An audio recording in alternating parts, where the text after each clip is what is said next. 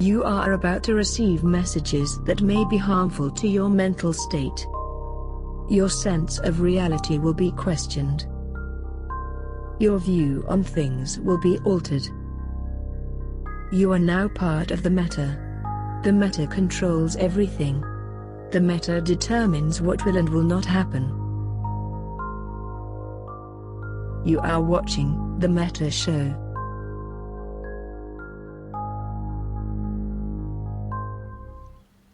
Good afternoon, ladies and gentlemen. My name is Brisker Ball. Today is October the 17th, Saturday, and this is the Meta Show. Joined as always, back from vacation, tanned, rested, and ready, my dear colleague, the Matani, and we also have the king of Nullsec. The fucking king himself. Asher Elias. Asher, I don't know if you're thinking about, while I was on vacation, the guys were thinking about renaming Goonstorm and the Imperium to the Asher Alliance. And I just got to say, while I was on vacation, you glorious motherfuckers went 3 for 3 on these Keepstar fights. I was on vacation during the time that was taking place. And yesterday I got to participate in my first one. As Jay was pointing out, there's that meme of, first time. And it's just all the more stunning of an achievement, having now seen what goes into winning these fucking Keepstar fights 4 for 4. It's just astounding. But today we have a double black shirt show, and there's a few reasons for that. A lot has gone on since I have been away. And a lot has gone on just in this last week. So we're going to talk about a few things. It's been a while since I actually had like a little soapboxy type thing. But I want to address the elephant in the room, which is the YZ9 thing. But before we get there, I think that Brisk is going to take the first shot at the soapbox today. Actually, yours is I think, going to be more interesting. Mine is more numbers oriented. So I want to get everybody riled up, and then we'll go into mine. So why don't you go ahead and do yours? All right. I kind of talked about this on the fireside, and there were almost 1,200 of us on the fireside a few minutes ago. But for people who are watching that are not part of the Imperium, YZ9 was the greatest ambush in the history of gaming. And we pulled that off. We executed it perfectly. And unfortunately, the greatest ambush in the history of gaming was ripped away from us by some shoddy code. Shit happens, but I don't think that should minimize or diminish what went into this. And it was at such an epic level of gameplay that what happened in YZ9 is one of the few times that I have seen in EVE's history where everyone universally acknowledges, including CCP, that we had them. We had them. We had baited them into it. We had planned for days to have a soft op tempo to bait them into the escalation, to get these people to put their shit out there for us to crush. And even though some of them may now try to act like this did not happen, we have seen them make public statements, and at the time they were making public statements. For 10 minutes when those Titans landed and we saw that they had gotten exactly where they needed to go, where our Valhalla Riders executed the whole Inho thing. You all know what happened. You know how it went down. For 10 minutes when those bosuns were activating in heavy tie-dye, we saw a glimpse of heaven. We knew we had their entire super capital fleet dead to rights, and that it was all going to go away. And then we were going to escalate and clean up everything else. And then for those 10 minutes, we know this, they know this, they even talked about it. The enemy fleet commanders were shitting their pants, logging off in terror or otherwise enjoying a vision of hell. We had them. The war was over.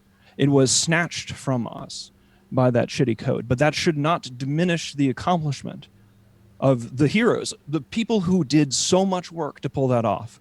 It sucks that there was buggy code involving how bosun works. Yes, of course, they are the high-end weapons of the game. It's the Titans are the end-game things, and you would expect that developers for end-game MMOs would have the end-game things work as they're intended. But shit happens. I think that we should zoom out and look and give respect and props and have our heads held high, even though The CCP code situation with the bosuns may have snatched that from us. We know that we had them, and they know that we had them. Their supercap fleet should be dust, but it's not. So we move on to more of this, Keepstar nonsense and what have you. But I just want everyone to understand that what we witnessed in YZ9 was the greatest ambush in the history of gaming, perfectly executed by expert players playing at the highest level of EVE Online skill and gameplay, thinking outside of the box, planning, testing, training in secret, keeping it a secret, and then executing it while outnumbered, outgunned, and standing up against the rest of the goddamn game. These people are heroes, and nothing that CCP does, and nothing that these pale shadows, people like ProGod Legend, who is just like a Wish.com knockoff, wannabe version of somebody like Asher, these C-teamers who want to think they are anything like our people, the work that our people put into it, the level of gameplay, the savvy, the savagery, the balls that went into the Valhalla ride. We haven't seen anything like it in EVE in years.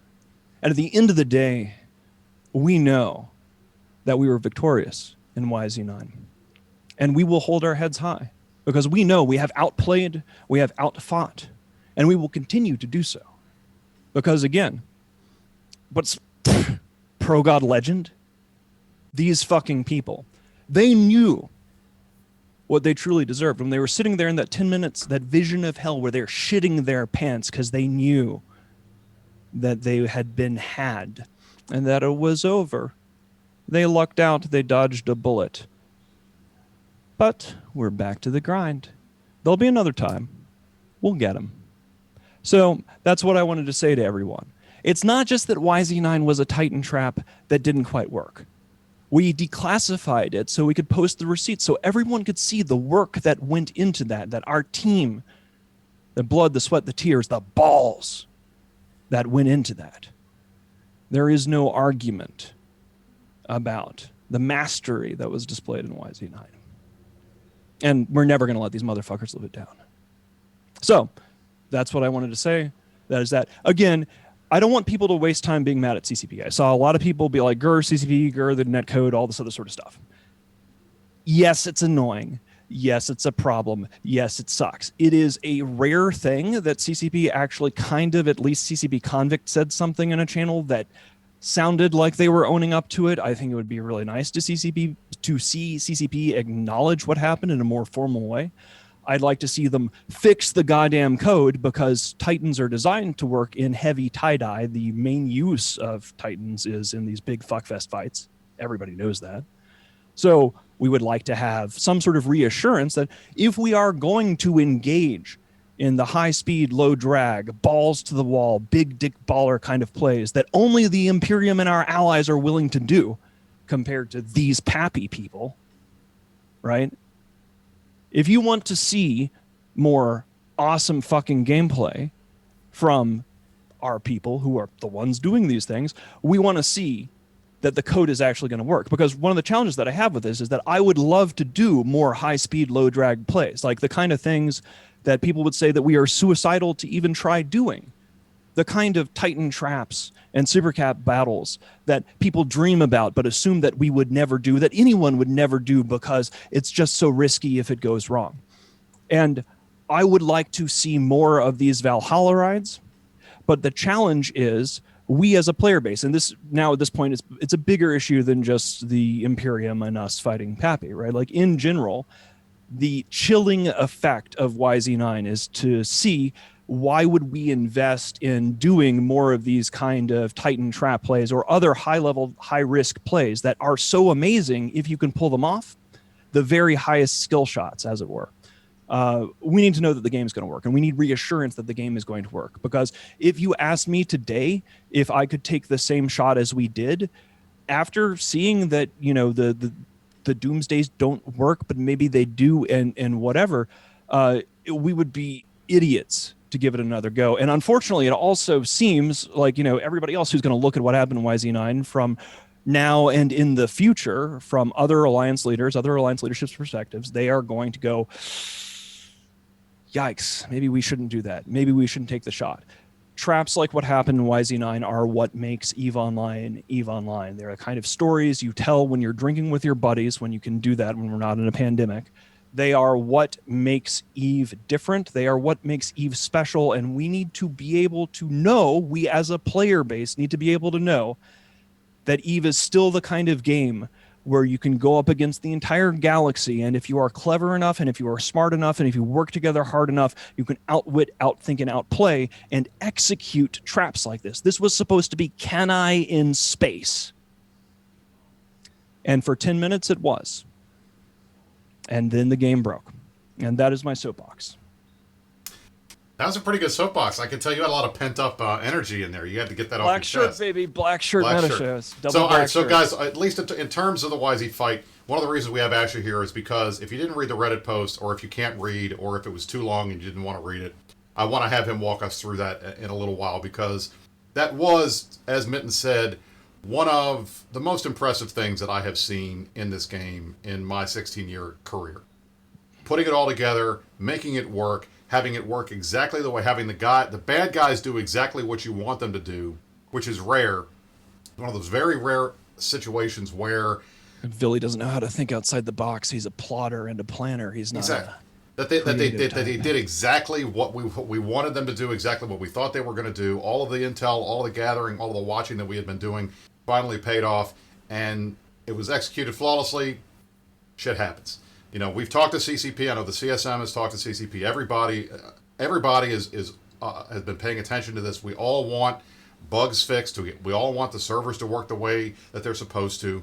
People will meme and everything, but what happened in KVN, where our Keepstar repaired, that was bullshit. It should not. No deaths are bad. We don't like them. We don't want to win fights because the server crashed, and vice versa. We don't want to be stuck in a position where we lose fights because the server crashed. We want CCP to be creating the sandbox, not being the referee, and not picking who wins and loses based on the way the code works. I think I can say that as a CSM member. I think I can say that as an Imperium member. And I think that I can say that my colleagues on the other side of the aisle probably agree with that too.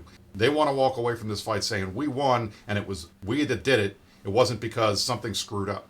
And I know last night there were issues with getting the quantum core inside the Keepstar. At least that's what it looked like to us when we were watching the stream. We don't want that stuff to happen. You know, we want to make sure that the game works the way it's supposed to work, whether it's in 10% tie-dye or in a regular game. So I think for everybody's perspective, we want that to work. As for the comments in chat about tie-dye on CC, we've talked about it. We already reached out and said, hey, this would be a great idea if you guys at least set aside one or two systems on CC that were in permanent 10% tie-dye, so we can go in and test these things out and see it in real time. We know what Asher did worked because we did test it, but you can't test 10% tie-dye unless you get 4,000 nerds on a grid, and at that point, everything you got to do is make or break. We're going to talk about that a little bit later. My soapbox. I want to talk today about the 4 Keepstar fights, and I want to talk about what I have been noticing as a commentator and looking at battle reports and reviewing these fights and looking at the numbers. And I will tell you this right now, this is I may be wearing my black shirt, and that's because I'm going to be critical today, and you guys can call this spin, you can call it trying to create division or whatever, but I will tell you flat out, this war has been going on for 4 months. These 4 Keepstar fights were the biggest fights of the war other than what happened in YZ. We literally broke the Guinness Book of World Records number for people in a system in one place PvPing on the second Keepstar fight. And I'll tell you right now, you look at these numbers, they are stark. Test is using Pandemic Legion, Pandemic Horde, and NC Dot as a giant meat shield. They are not pulling their weight, and I will show you right now. I'll pull this up, and I want to talk about that because there's no other way to look at these numbers. I'm going to put this on the screen, put this together. He ain't heavy. He's my dino.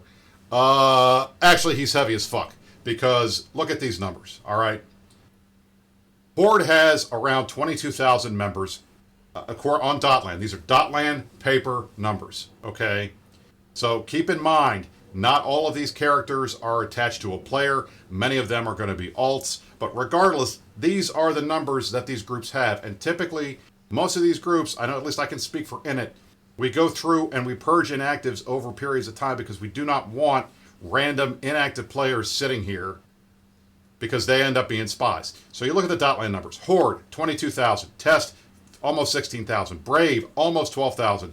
NC Dot, 3,800. PL, 2,400. And Init has around 66,000 or so. Maybe a little bit, maybe 6,200. The first Keepstar fight, bottom left corner. Okay, we're going to go in clockwise order around this thing. Horde had a 3.33% participation rate, which is pretty good because of how big they are. Test, 2.51%. NC Dot, 10.5%. These guys are hitting so much higher above their weight class than anybody else. And I'll tell you, I got to give NC Dot a ton of credit. These guys are putting their balls on the table. These guys are out there, they're in all these fights, and they're showing up in greater numbers by a percentage rate and in greater raw numbers in some situations than anybody else in the SNEC coalition. PL, tiny little PL, a fraction of its previous self, is putting up crazy numbers. They had almost 5% participation rate in the first fight. Test brought 398 guys. Init had 320. Test is 3 times the size of the initiative on paper. And you know that they've got bigger numbers anyway. And they barely outformed us when they picked the timer. Second Keepstar fight. This is the world record fight, okay? Test, this is the only time that Test showed up in a considerable amount of numbers that looked good on paper, okay? But NC Dot still beat him with a 15% rate. Brave wriggles in at 3%. I mean, I got to say this. I know that Brave newbie guys, they're noobs, and the fact that there are 12,000 of them, I know that a lot of these guys are brand new players or they're relatively new players. But man, if you want to talk about not pulling your weight, Barv, you guys got to get your shit together. You are not fighting this war. You're barely there. So all the herfing and the blurfing and the stuff about, we took Quirius in the north and we did this and we did that. You guys aren't showing up for the biggest fights in numbers that are meaningful at all. I mean, there are alt corps and goons that are showing up with bigger numbers. Okay? Third Keepstar fight, same story. And the fourth Keepstar fight. In every single one of these fights, the total number of PanFam divided by the number that they totally have blows away the legacy activity participation percentage. And I'll leave it. You guys saw this. I'm putting our pretty faces back up on the screen. Guys, I don't know how else to say this, okay? If you are in Pandemic Horde, if you are in Pandemic Legion, if you are in NC Dot, you are being treated like the redheaded stepchild. You are getting thrown in front of the bus every single one of these fights. It is literally Operation Get Behind Pandemic Horde every single time that these guys go into a fight. Test is not pulling their weight. Legacy, as a group, not pulling their weight. PanFam is winning this war, if it can be said to be winning. If anybody's winning, and you want to argue that the SNEC Coalition is winning, they're winning this war for the SNEC Coalition. They are certainly not, Test is certainly not in the lead here. Okay? Now, you would not believe that if you wanted to listen or watch Reddit. You see Reddit, every post, Test. Every post, Villy. Every post, Progot. Every single show. And I said this on the Meta Show before, and I'll say it again. The most dangerous place in New Eden is between Villy and a podcast. Okay? I am telling you right now. And it's true. Every single one. I've never heard that. That's amazing. I might have said it last week when you weren't here. But anyway. Jesus. But it's not. I'm serious. The bottom line here is that these guys are trying to write their name in the history books. And they're doing it with your checkbook. If I'm in Horde, if I'm in PanFam, and I'm sitting around here and I'm watching Keepstar after Keepstar, Horde's lost 2 Keepstars already. Fraternity lost 2 Keepstars. Finally, after 4 of these fights, Test actually had to put their money where their mouth was and drop a Keepstar, and theirs is the one we're going to kill tomorrow. I mean, it's like, I don't know what else to say here. These guys can act like they're doing their part, but the numbers don't lie. And that's not spin from me. Go look it up yourself. And I'm a lawyer. I'm not a math nerd, but I can make a percentage. And I can look at these numbers. And I'm telling you right now, it is stark. Test is not pulling its weight. And I personally think that there's a really good reason for that. And that's because they know they're next. So if we bloody and smack around Horde and the rest of the bad guys, when this war is over, win or lose, those guys won't be in a position to come after them because they know we will. So I think, frankly, if anything, what you're seeing is Test sitting back and laughing to the bank while the guys that they don't like are fighting each other, and they'll limp in and try to help a little bit at the end. But you're not seeing what you should be seeing out of these coalitions. It's just not there.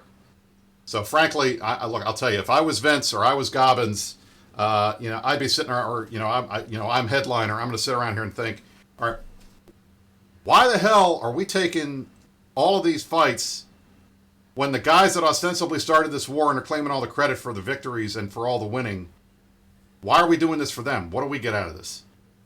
And the answer, frankly, is nothing other than, hey, you're getting to kill a lot of ships. But shit, you did that before. You didn't need Test to help you do that. You've been doing that for the last 10 years.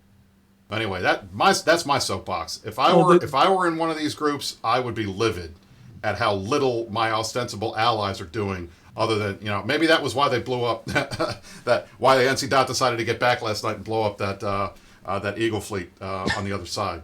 I feel like I just heard Brisk destroy Test with facts and logic. This is like one of those type of rants. It's like a Ben Shapiro. Just saying. He did the math. I did the math.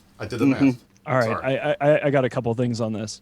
I think one of the reasons why we're seeing less legacy, I mean, Test, they fucking suck, right? Like, Test is where everybody who couldn't make it in any other real alliance in nullsec ends up. It's sort of like the swirling toilet bowl of bitches, backstabbers, bad posters, the burnouts, whatever. That's Test.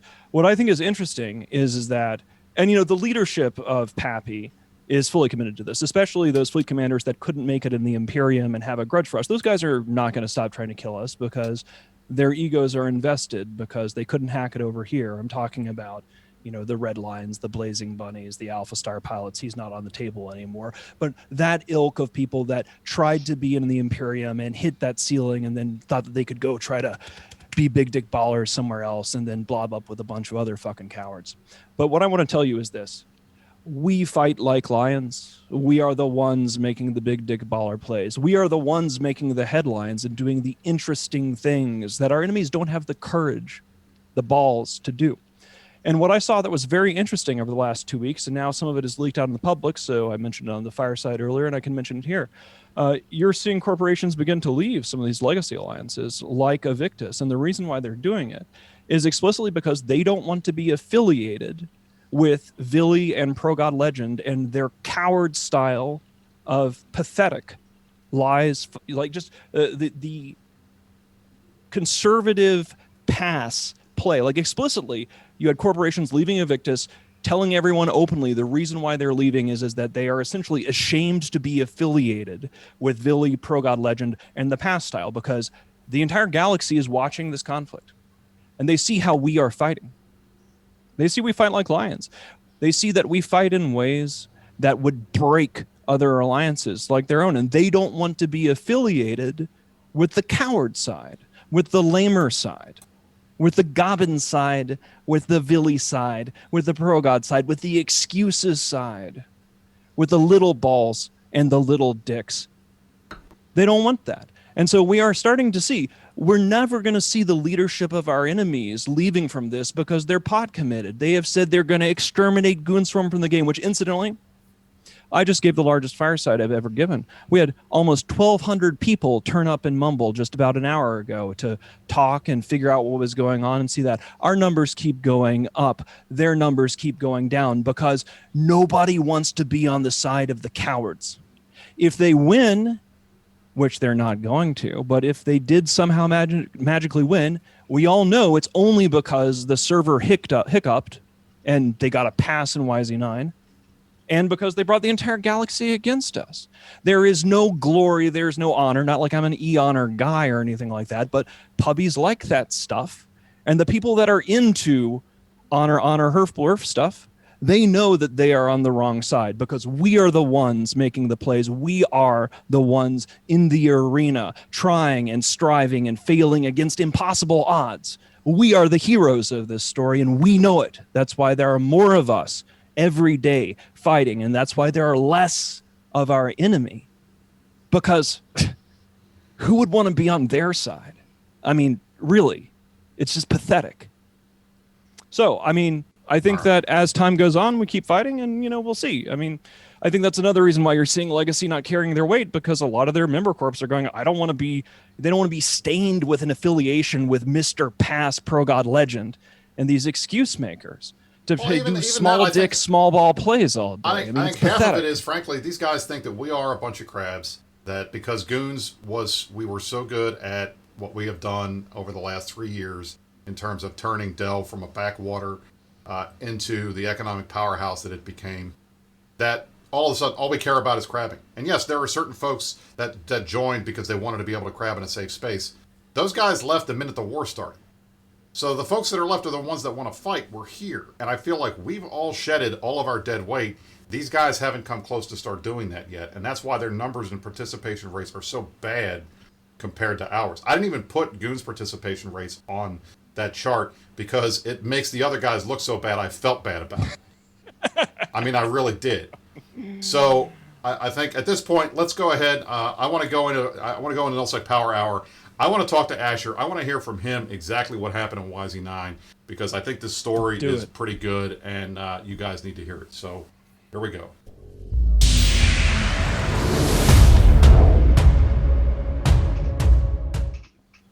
Asher, you're here. Again, this is the second show in a row, or actually the second time you've been on when Mittens is on, that we made you wait a half an hour to talk. It's really painful for me, I got to be honest. At least we're not talking about mining this time, right? It's true. This was vastly superior to mining discussions. There you go. Thank you. All right. I think, Mittens teed this up in the beginning, talking about YZ9, talking about Operation NHO.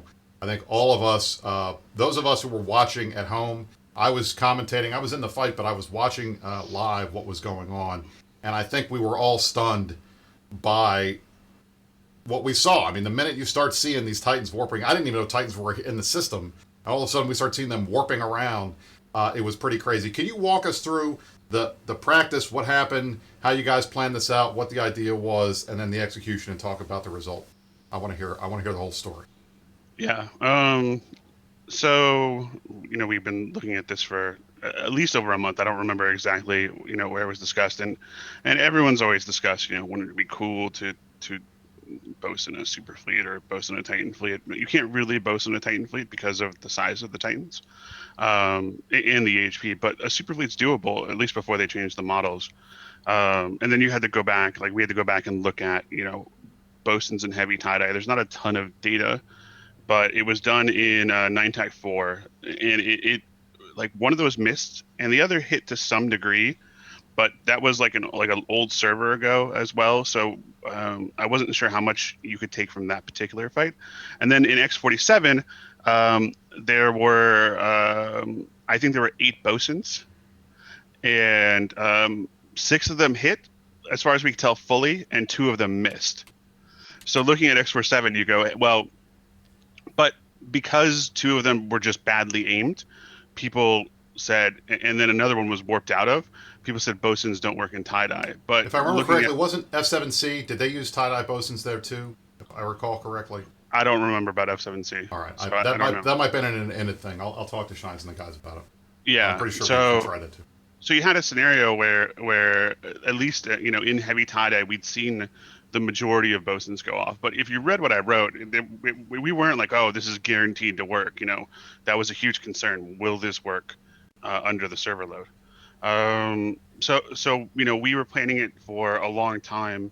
Like I said, at least a month, and probably going back maybe a month and a half, almost 2 at this point. I'm not sure the exact time we started really doing it, but we did a lot of testing. We tested on TQ in Delve. We tested on CC. We had we had lots of different testing as far as what's the way to warp the Titans in. Should you jump in on a Sino? And we just came to the conclusion that coming in on a Sino, there's too much variance. You can't do it to the level that you need to do it. You'll bump or you'll miss, all kinds of things. So then we had to figure out how can we warp in, what do we do with bubbles, all this stuff, and then perfecting it. And one of the reasons people have never tried this before is it takes a lot of organizational effort and it takes a lot of good people. And you do all that in the hope that it works, in the hope that the server works, and that everyone had like the concern, will it work? So when you think about all the effort that you have to put in, if you're in the Pappy coalition, right, when you can just show up with more numbers, you don't have to be creative, right? You don't have to think outside the box. You have all the advantages. That's the whole reason, and Mittens knows this from like all our discussions we discuss in private. I always tell him, and he's agreed, that we need to put ourselves in tough positions, because when you're in tough positions, that's when you learn. That's when you innovate. You learn from failure much more from success. If you win 100% of your fights, it's just going to be really bad when you lose because you're totally unprepared to adjust.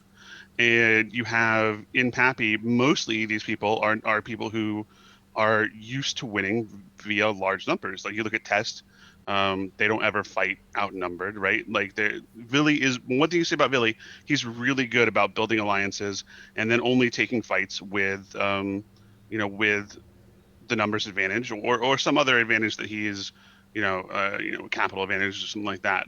So and he's the guy who basically pushed, held dunks and blue balls in goons. And it's something I've been spending 5 years trying to clean up, that sort of any attitude that remained from that. And that's his fighting style. And it works. I mean, Tess has come back from near death to being the third, actually with Frat now, the fourth biggest alliance as far as importance is in the game, right? So, you have when you have these groups that don't need to take chances, they never will. And it's unfortunate that, because of like a bug, it didn't work for us, because as Mittens, said in much more strong terms, we had it set up. It was the perfect execution. Everything worked until the damage didn't come through. So, and one thing I want to say before I stop my soapbox is that, people are giving me a lot of credit for it. And I don't really think that's fair, because this was an effort, from 25 people. And if I had been running it, it wouldn't have come out like this. That it's something that you couldn't do with one person. That you need a group of people who can do it. And that's like a really important thing. So I don't want to take any credit that I don't deserve, because there's lots of people who did it. And I was just probably the one who wrote the after action report about it. And that makes you different than all of our colleagues on the other side of the aisle, who will crawl over each other and broken glass to be the one to claim credit for everything. I thought it was very telling and very amusing in your thread that the first biggest comment was from PGL saying, "Yeah, we thought about this and we worked it out, but we didn't think it was going to work." I mean, it's just the hubris of these guys to think that everything innovative that anybody else comes up, we thought about it, we just think, we knew it was going to work. Why did you guys even try it? We knew it wasn't going to work. It's that's a super easy after the fact thing. Like it's to say that, and I mean, I agree that it's not, the idea of it was like Boasting Supers is not an innovative idea, right? That's the execution is what makes something good or bad. Sometimes ideas can be really good on their own, but sometimes they're good ideas, but they require good execution. If you're an FC and Eve, like you're going to get messages all the time. Why don't we do this? And the why don't we do is something that requires 15 hours of effort to set up, right? So it's always like, yeah, I think it's a great idea. Do you want to do it? They're like, well, no, but I think you should. Oh, so you just volunteered me for 15 hours of work. I appreciate you. Thank you. You're a good man. I feel your pain. Look, every time I do a funny video and somebody's like, that was really cool, but why didn't you make this thing do this thing? And I'm just like...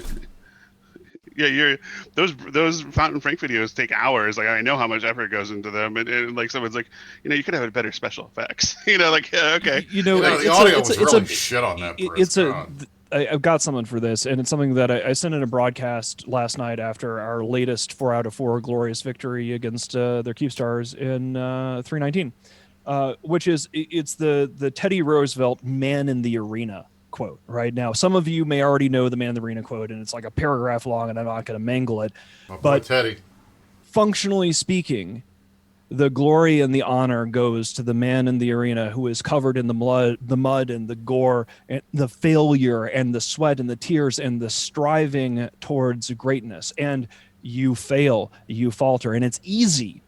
It's easy for wannabes like Pro God Legend to sit on the sidelines with their little armchairs and criticize someone like Asher and criticize someone like all of our Valhalla riders and our people who are out there trying things, failing, making mistakes. We are in the arena. We are in the trenches. We are taking the risks that these people simply do not have the stones, the will, the courage, or the skill to execute.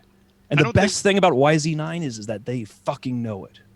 Yeah, I mean, I think that's the thing is that, like, only, like, their most toxic element was saying, like, you know, that was a dumb idea, or most of them were saying, oh, it was actually mostly like their line members were actually really like, whoa, like, you know, and some of them were pretty honest about it. Like it was only a few shitlers doing that. Right. Even a lot of their leadership was like that. And some of them in public and some of them messaged me privately, you know, like, so I think that, like, you know, there's these few people who, you know, the microphone is water in the desert to them that Brisket talks about.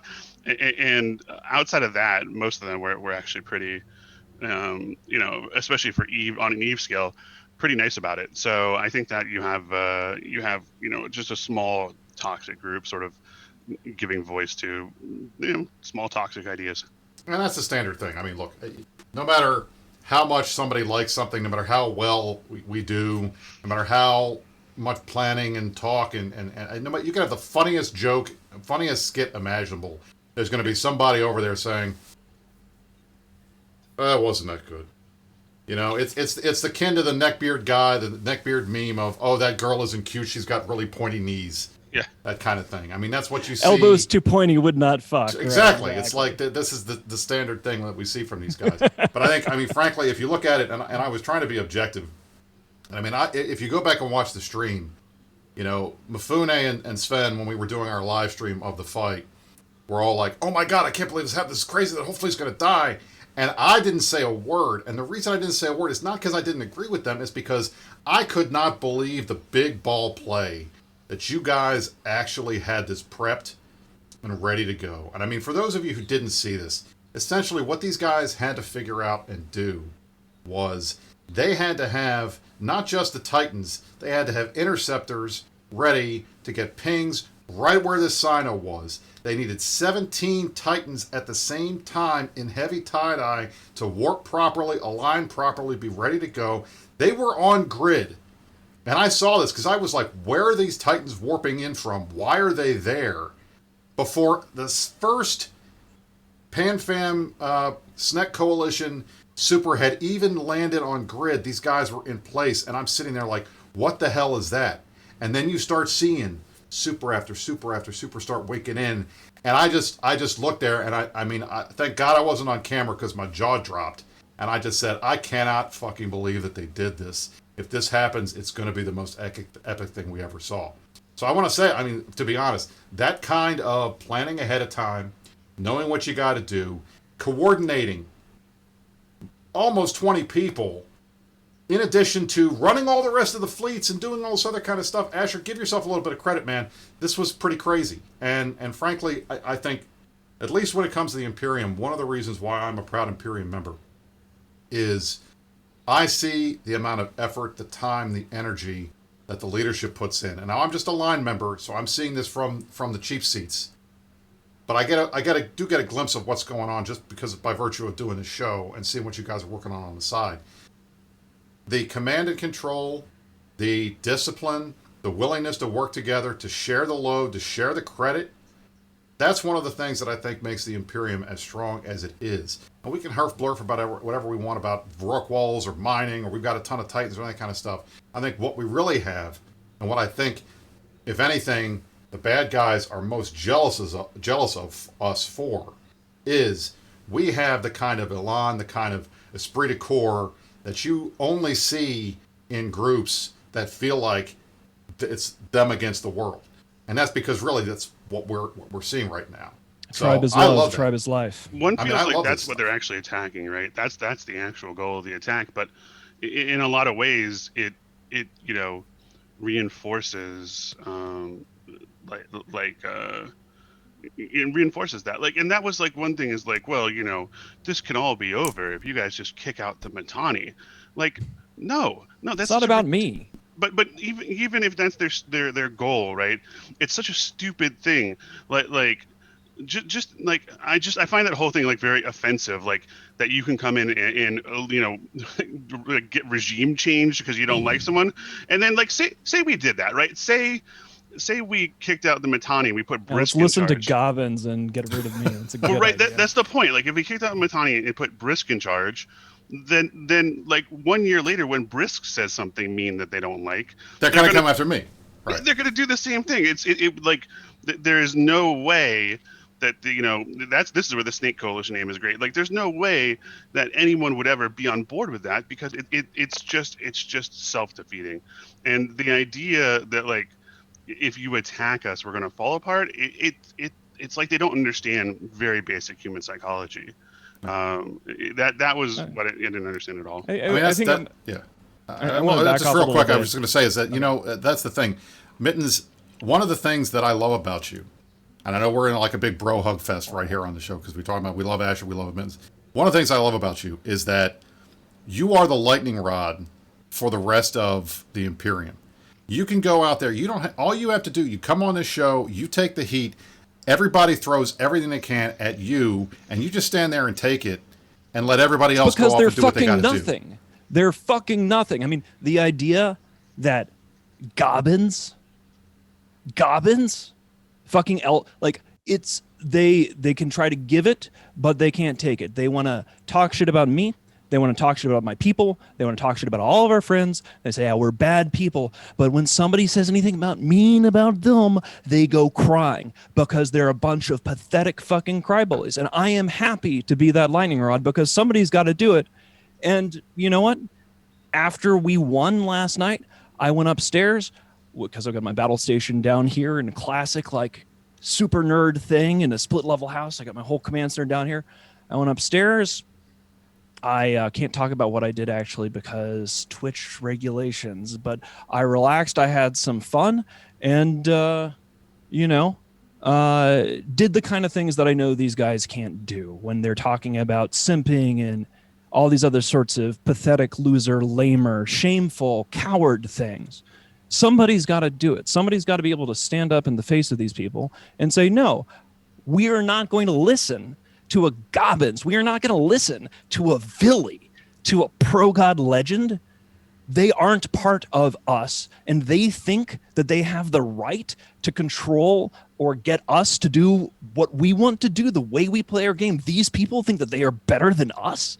They don't have the right for that. Fuck them. They don't get to do that. I will do this all day, every day, because my people deserve a leader who will fight for them. Because I learned long before I was CEO, because I was doing the whole GIA spy director thing before I ended up in charge of the Alliance. I didn't want to be the leader, but there was a gap and I had to fill it because there's nobody else around at the time to do it in May 2010. But part of the spy metagame stuff is you see how these sad sack entitled little kill-death ratio bitches, these fucking puppies out there, a lot of their alliance leaders take stuff from their people. I mean, one of the things people criticize me about, you don't play enough EVE. It's like, yeah, I've never embezzled from our people because everything goes back to the tribe.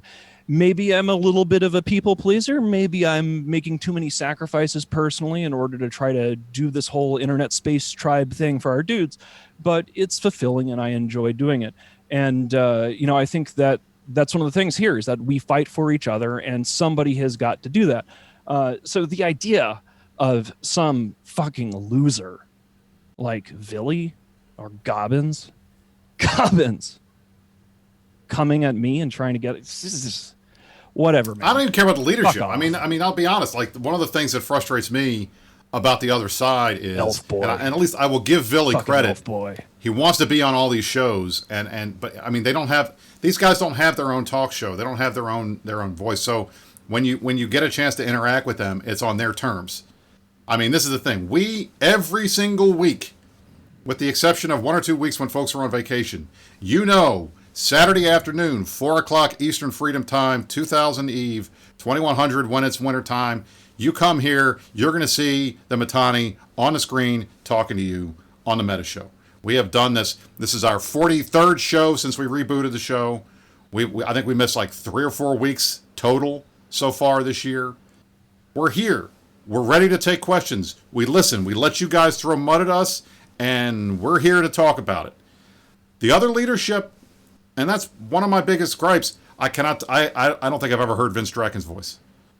I know Gobbins in real life. I talked to Gobbins because of the CSM. If it wasn't for them, I mean, look, I know Lady Scarlet. I've seen her at Vegas, but I've never seen her on a show. I've heard Vince's voice, but it's usually saying a word you cannot put on Twitch. Oh, I'm sure, right? Yeah, I'm sure. But that's the thing. Like, a lot of these guys, they go out of their way to avoid the spotlight, but they have no problems when their line members decide they want to throw as much mud as possible up at everybody who is in the spotlight. They're going to cry like little bitches about, Goon said mean things, but they're going to do whatever they want. Like, the hypocrisy and the cowardice is exactly what you would expect from a bunch of fucking wallflower losers who don't know how to fuck or party or live their fucking lives like men. But the point is, and the thing is, and like, so I feel bad. I really feel bad about guys like, I know Ron USMC, Crayon Ron, my boy. I like the guy personally. I think he's an okay dude. He gets a lot of shit for his streams, but that's fair. I get a lot of shit for this show. Mittens gets a lot of shit for this show. Those of us who are in the public eye, who are out front, we are always going to take more shit than the people that don't. But you know what? Those of us that keep coming back, I'm here to entertain you guys. I think we do a pretty good job of it. We got 1,200 plus people watching this show. I just came off of 10 hours of streaming yesterday where we had an average of 2,000 people watching the show. We did our best. I was up for 10 hours. I have streamed almost an entire work week, a 40-hour work week in the last 2 weeks with these Keepstar fights. Plus doing the Meta Show, plus doing open comms, plus doing everybody else's show that asked me. We're trying to provide entertainment to you guys. If you think what we're doing is toxic, I don't even know what to fucking tell you. You're playing EVE Online. Cry more. This is not a game for babies. Cry more. Okay? This is a game for people that are going to go and sit in a tie-dye fight for 10 hours throwing stuff at each other. I think we can call one another names once in a while, and it's not something that you got to go cry in the corner about. So if you're really upset about the fact that we're playing this game and we care a lot about it, and we see people coming at us and coming at our friends and coming at our space, and we're getting a little worked up, we're human beings. I mean, cut us a little bit of slack. All right. So what? We make the rules. Like, we don't have to obey their fucking social rules that they try to set of like, they're going to get to criticize us and do whatever. It's the man in the fucking arena. And like, my wife has asked me not to put my junk on the table. I don't give a shit about them. Like, they're going to do all the shit. They're going to talk shit about us. Like, right. We don't owe them a fucking thing because they are not acting in good faith. If they're behaving in good faith, we can behave in good faith towards them. But we know our enemies are not behaving in good faith. And so when we treat them accordingly, they cry like the little bitches. You know what? That One thing fundamentally they are. One thing that annoys me a lot is when like stand-up comedians or comedians in general make political arguments, and then when someone calls them on being incorrect about something, they say, "Well, I'm just a comedian," right? Like, right. If you're going to make the argument, yeah, you need to stand by what you said. Exactly. And like the guys out there who are calling out Mittens for saying mean things, their members do the exact same thing, but then they go, "Oh, it's just a line member." If you don't want people saying mean things in EVE, then clean up your own house. Or if you agree that smack talk is part of EVE, then stop acting like you're so offended about and clutching your pearls. One or the other. I don't care. Like if there's some that's the thing. There, like I know Brave sort of aims at this, but even they have issues. But at least they're more. At least they make an attempt, right? And I'll tell you this flat out. And Nam said it in the chat. I'm gonna repeat it because it bears repeating. Okay. If you think that we're toxic because we're sitting here on the show, entertaining, doing a little herf blurfs, wearing our black shirts, and being a little bit mean, okay, the bar was set by the guys who said, we want to force these other people out of the game because they're bad for it. If you don't think that saying, I want these people to give up their hobby and stop playing because we want to take their space, that's not toxic, I don't know what the fuck to tell you. I really don't. They start a war of annihilation. They say they are no goon. We're going to get rid of Goonswarm from the game to get them to stop playing because they're a cancer on Eve. The same shit that some of these same motherfuckers did at the start of the Great War. Oh, we're going to do the whole Band of Brothers thing, but a shittier version of it because it's going to be backed by Pro God Legend and Villy. And they went along with it because they're cowards and they want to blob up and come at us. And great. Sometimes we do N+1 gameplay too. Fair's fair, it's Eve, whatever. But just don't try to act like you have the moral high ground when you're flying around with Manny. It's just pathetic. I just want you to know. I want you to know that if you're watching this and you're one of the bad guys, I just hope you know that I hold you in utter fucking contempt. And a lot of your own line members also hold you in contempt. Again, the Evictus corporations that are leaving, the line members in Pappy are going along with the leadership, and some of them are goons because maybe we ganked one of them or we scammed one of them or some EVE Online thing happened. They have some legitimate reason to come after us, and that's fine. But what you are seeing now is that to be involved in Pappy is a mark of shame. It is to be on the side of cowardice, of little dick, small ball play by a bunch of bitter losers, bitter exes, and people who are happy to hang out with people who make Holocaust jokes. And you want to talk about how you have the moral high ground, but you won't even kick Nazis out of your own fucking alliances? Are you kidding me? So it's not even kick them. It's not even kick them. Just tell them to shut up. Just don't defend them. Just don't defend them. Pathetic. Yeah. Pathetic. Say this does not represent us. Come out and publicly admit that you had someone in your group say something wrong. I mean, we do that, and we've done that before. They demand it of us. I mean, it's literally the same. Yeah. If you don't condemn it, you're totally saying it's okay. And it's like, so we come out of we literally did an entire show. Yeah. We did an entire show on this show 2 months ago talking about all the bad shit that goons have done in the past and formally apologizing for it. And we're still being the ones accused of being toxic because we're willing to say these other guys are not playing nicely. They're doing dumb things. They're screwing their allies over. And we don't like the fact that they're coming for us, so we're going to fight them. That apparently is bad. But hey, you know what? It's not going to stop anything, and it's certainly we know we don't expect. I don't expect any behavior to change. I know tomorrow we're going to go on Reddit. We already see it today. Despite the fact that I expect nothing from them. That's one of the things I always treat them with contempt. I expect nothing from them. Keepstar wins. It's taken 2 weeks. We have thrown thousands of battleships at these Keepstars. We have put butts in chairs for literal weeks of time to fight these wars. We're going to do it again tomorrow because they dropped another Keepstar today thinking, oh my God, well, the 4th time they're really on the ropes. I guess the 5th time that's going to be it. I don't know what else to tell you guys. We're here. We're ready to fight. Eat my ass. Eat my ass. It's right here. You can eat my ass. You got to stand up though. You can't be sitting down. I can't do it that way. Yeah, it's true. Yeah. Well, we can give sort of. Risk. I think the best point you had, and I guess the dominant was the one who made it, was Mittens. Mittens says that these guys don't have sex. Okay, so that's an insult. Oh, it's an insult. Oh my God, that's toxic. You should apologize. Oh God, you got insulted. You come at me. You come at mine. Fuck off. What do you expect? Compare that to them literally saying we want to exterminate you from the game and have you quit it. Like, which of those is like the more ridiculous statement? The one where it clearly the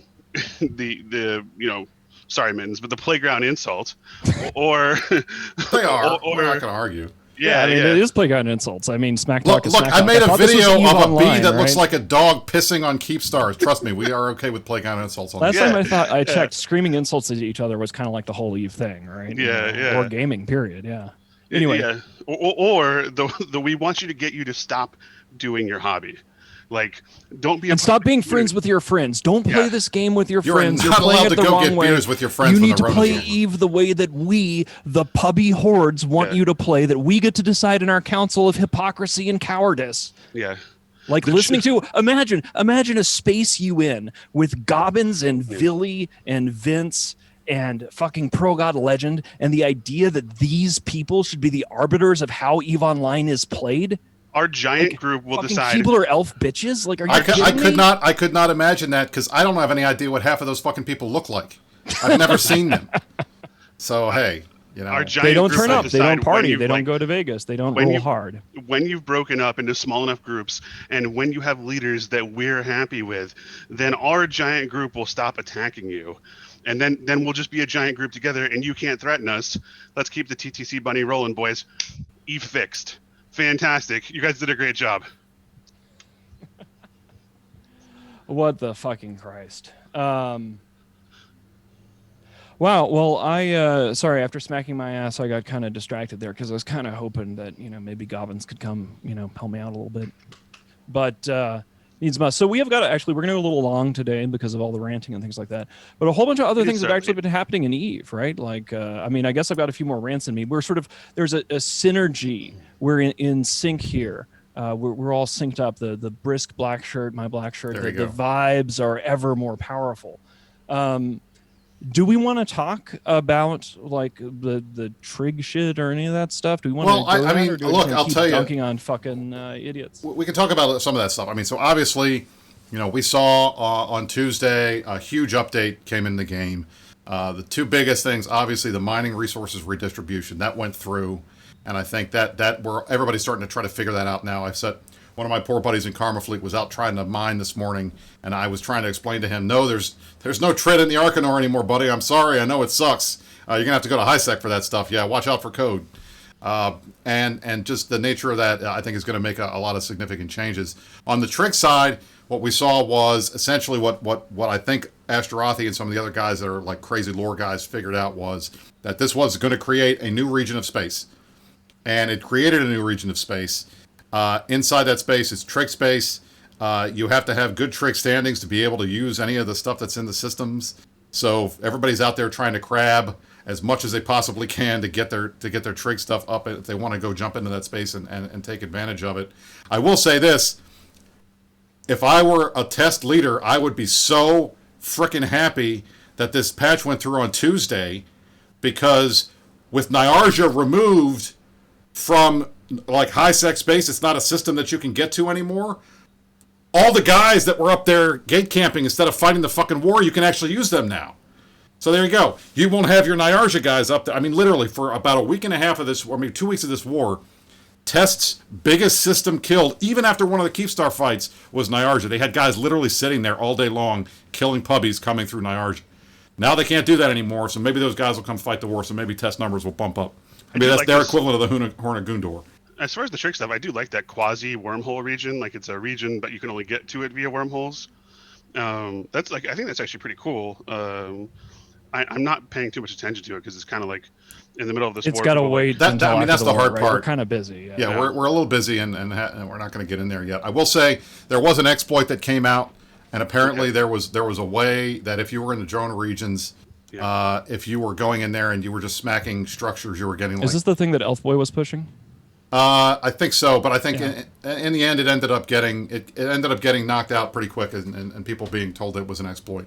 Basically, you could go into an NPC like a horde thing or a drone horde. I think you can kill one of the structures, and it would give you standings both with Eden Calm and with trigs, and then you could just leave the system, come back in, and repeat over and over and over again. And within a few hours, give yourself like 5 standing, which is quite a lot. So which is crazy because you need +3 standing to even use any of the station services in that space, and that's where all the stuff is gated through. So it's going to be hard for people to raise their standings otherwise. But that was fixed. It's been reduced. I mean, they made it clear that was not okay, and I think they're going after the folks that abused it. But it was.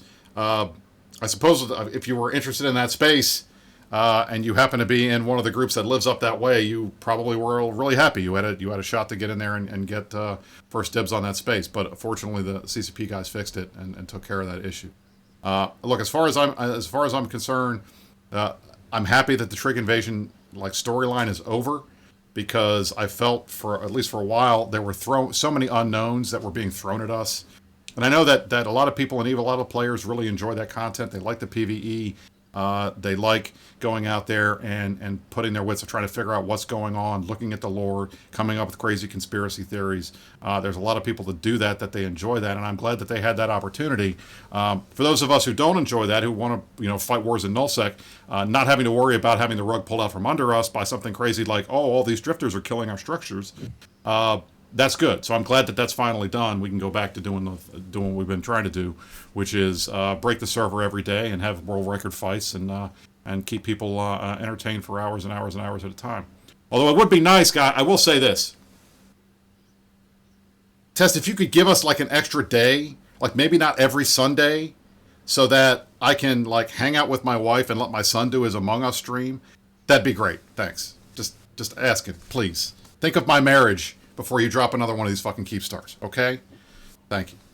That's all I'm saying. I want to give a shout out here, something that was brought up here in chat, and I sort of had a debate about this because other things have been happening in the war besides YZ9, besides us killing 4 Keepstars in a row, and me making fun of Elf Boy. And I had a debate because it's one of those things where I wasn't sure I wanted to highlight it too much because it's going very well, and sometimes if you put a spotlight on something on like the meta show, people pay more attention to it, is that the combination of the Bastion working along with the Stain Rust guys and Farah and Good Sax have been absolutely coring into Esoteria. And this has been going on for a couple weeks now. And maybe one of the reasons why the dinosaurs and the test guys who started all this shit aren't really able to follow through with things to help out the rest of Pappy is because they are losing more and more of their shit day after day and having to be on defense all day, every day. So that is absolutely I debated, right. I didn't want to talk about it on the meta show, but I saw some of you guys mentioning it in comments, and I didn't say anything on the fireside because, again, all the bad guys listen to this shit, and then they get very mad and they cry on Crying in Stations about how the Mittani doesn't take them seriously or doesn't hold them in respect or whatever it is that they want, or I say mean things. But even in the face of all the bad guys, I want to give the Bastion a fucking shout out. And that's, I mean, and that's the other, it's like, been incredible work. I will tell you, last night was perfectly, that was demonstrated perfectly. We were in the last 10%. We had just at 17% on this Keepstar. It started unpausing, and everybody started shitting their pants. On stream, we started seeing all these guys saying, "Get wrecked! You're gonna lose! Oh, watch this! You're not gonna get the DPS." Even it was even chill for those of us who were on the stream. Like when I see bad stuff happening, I tend to go into super professional brisk mode, and not everybody can do that because not everybody has my media training. It's the nature of being a politician. But I was trying to like calm everybody down. Let's see, but like this. But I'll tell you right now, I was standing here and I had these butterflies in my stomach. I'm like, if we have been on this stream for 8 hours and this thing is not gonna die, I don't know how I'm going to look my wife in the eye in the morning saying, "Hey, honey, I'm sorry. I had to commentate on us getting our asses beat. It didn't work." So I was living in mortal terror of Mrs. Brisk.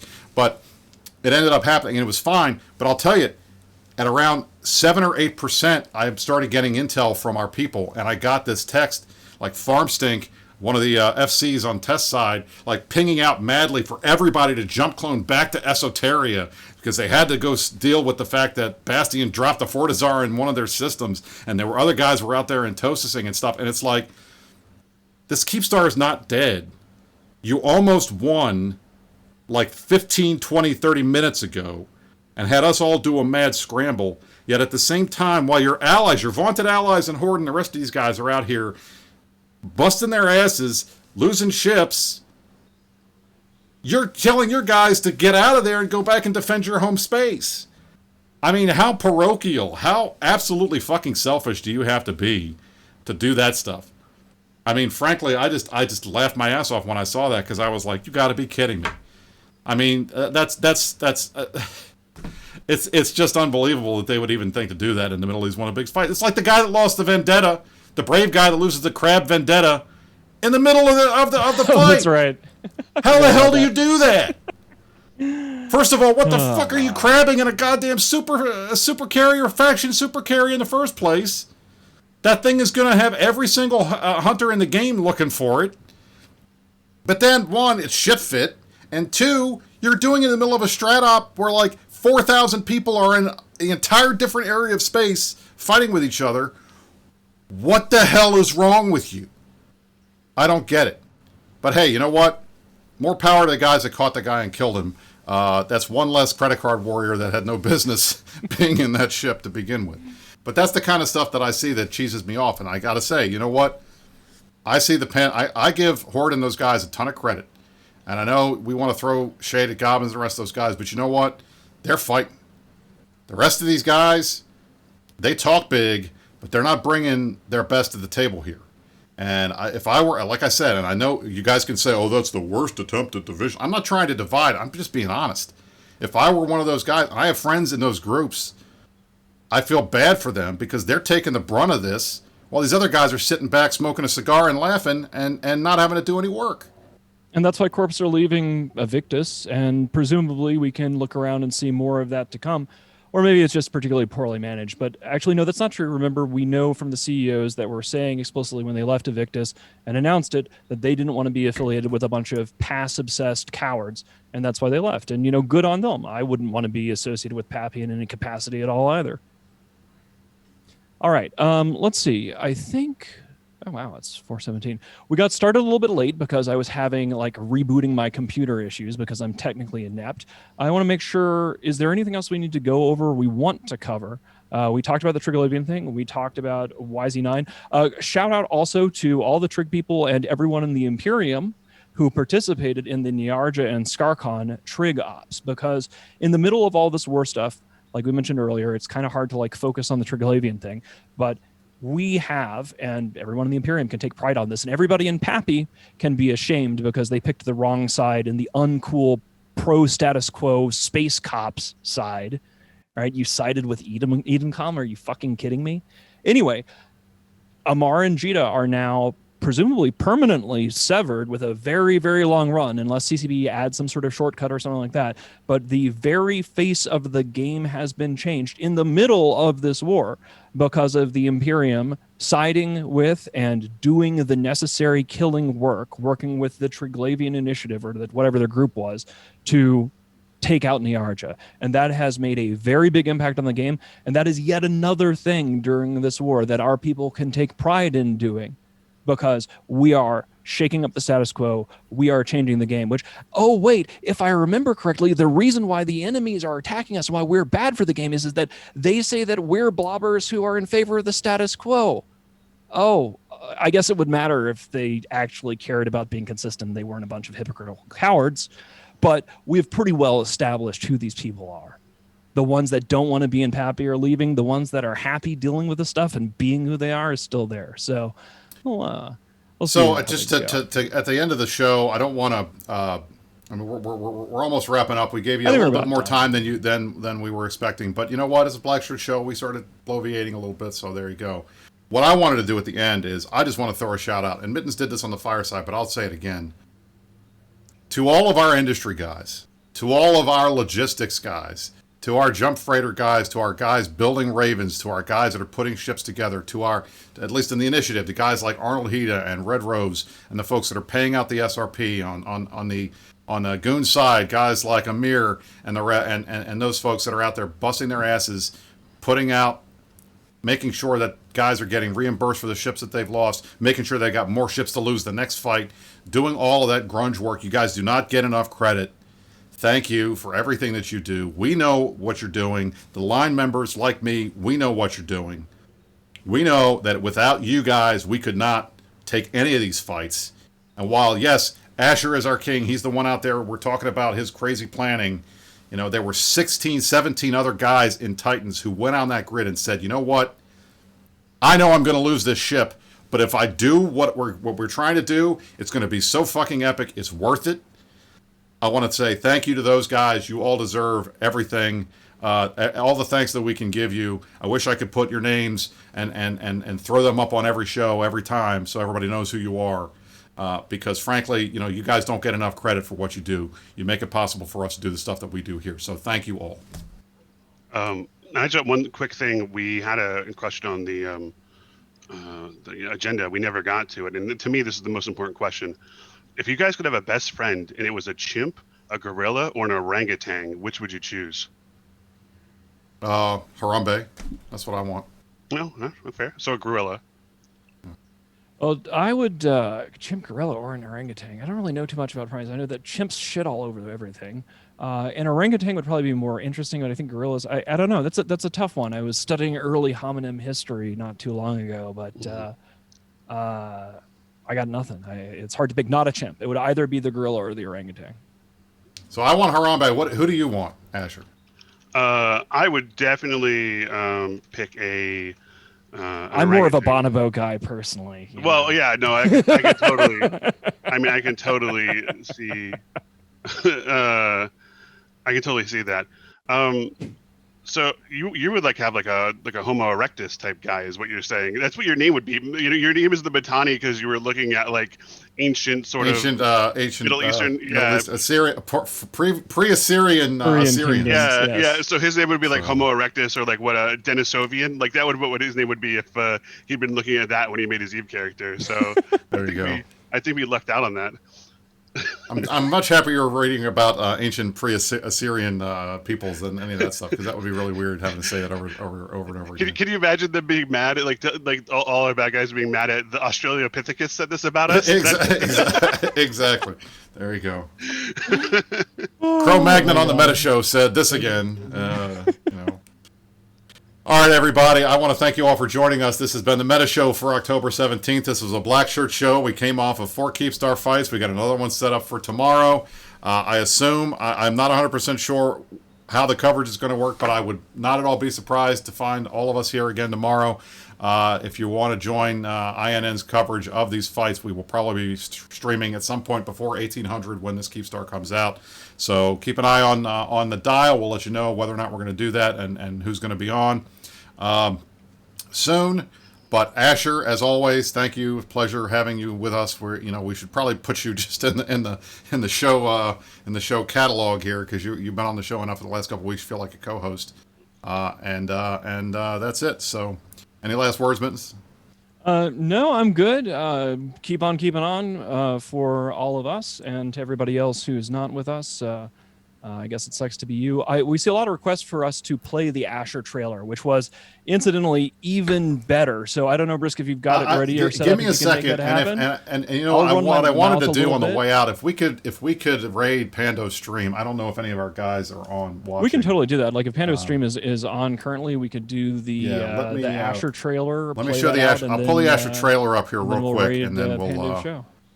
Let me pull the Asher trailer up, and we'll watch that, and then we'll go to the outro, and then we'll raid Pandas. Thanks to CCP for putting me in there. That was cool. Yeah. Give me 1 second. You guys get to see me do it live.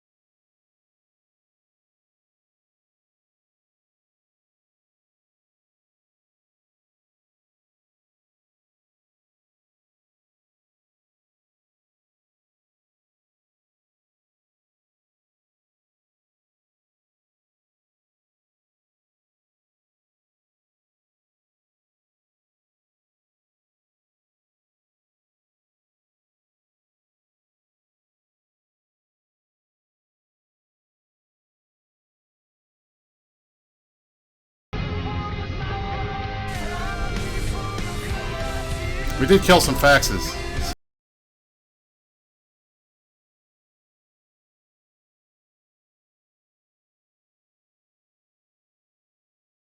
Needed for that. I just I know, right? Surrounding color. En-ho. What a wasted opportunity. Alas. Oh well, the servers giveth, the servers taketh away. There you go. All right, everybody, this has been the Meta Show for October 17th, 2020. I am Brisker Ball, joined by the Matani and Asher Elias.